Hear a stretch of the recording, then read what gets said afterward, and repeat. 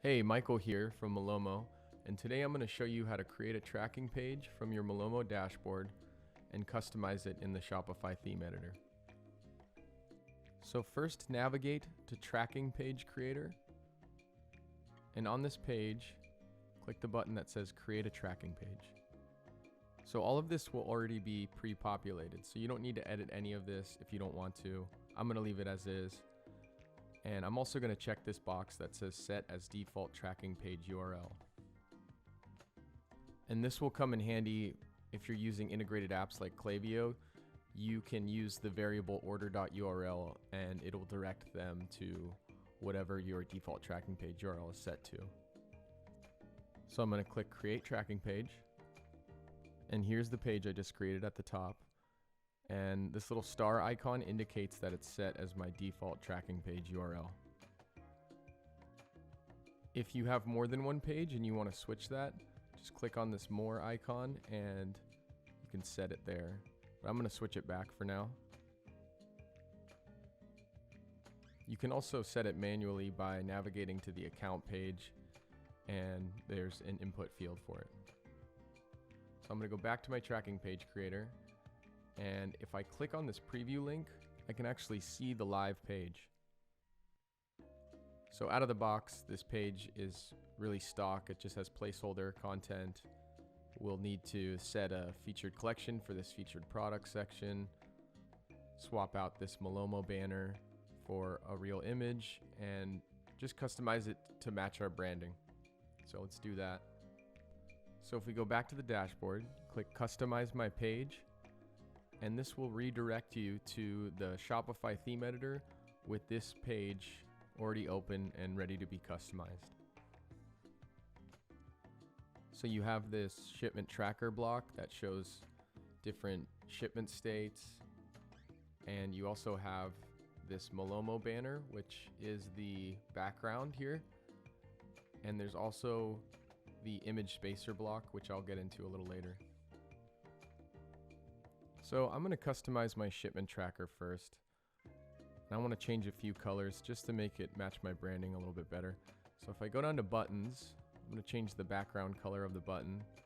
And I'm going to change it to pink to match my Goodest Boy brand. So as you can see now, the buttons are pink. And I'm also going to change the button text color to white. I think that's looking a little bit better. I'm going to click Save. And there's tons of options in this shipment tracker editor, but I'm going to leave it like that for now, and I'm going to swap out this background image. So if I click on Malomo banner and then click on Select Image, I'm going to choose an image here. I'm also going to set this to no repeat and cover.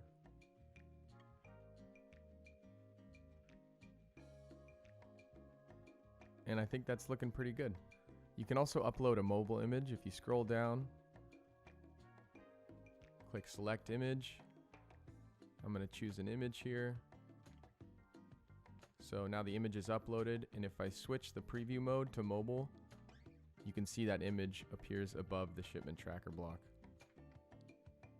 I'm going to hit Save, go back to desktop view. If I don't want a background image, I can also just uncheck this box that says Enable Background Image, and it'll hide that image. I can also add a side-by-side image instead of a background image by clicking on this image spacer block and then selecting an image here.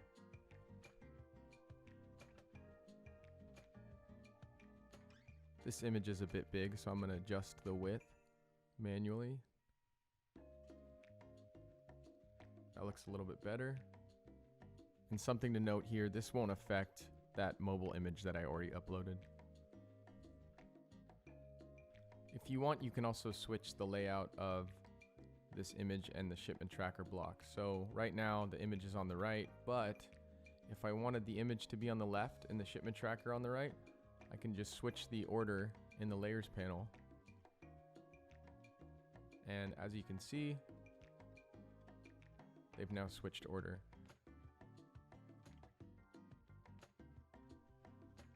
Now I'm thinking I actually liked the background image better than this side-by-side image.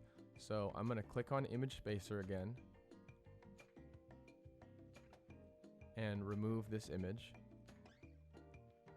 And then go back, click on Malomo banner, and I'm going to check this enable background image box again.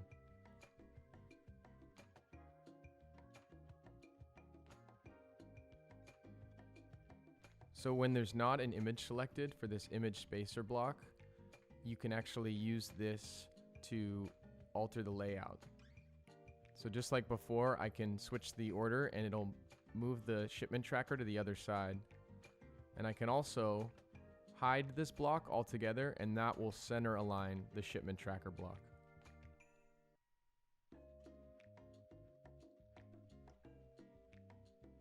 So I'm liking the way this area looks now. I'm going to continue down the page and set a collection for my featured products section. So I just click on featured products and set a collection.